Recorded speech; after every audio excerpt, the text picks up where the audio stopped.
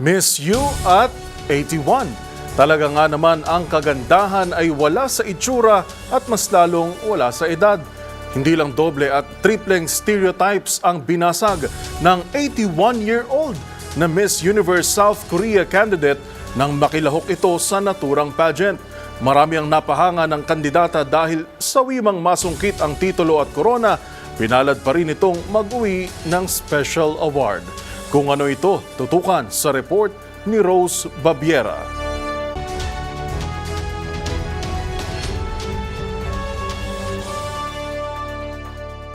Hindi napigilan ng kanyang edad ang isang senior citizen nang makilahok ito sa prestihiyosong international pageant, ang Miss Universe South Korea.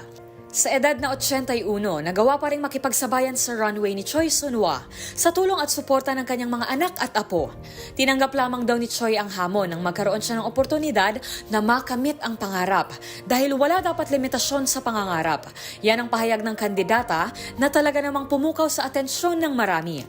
72-year-old si Choi nang simulang yumabong ang kanyang modeling career. Sa edad na ito, makikita pa siya sa iba't ibang commercial at sikat na magazine.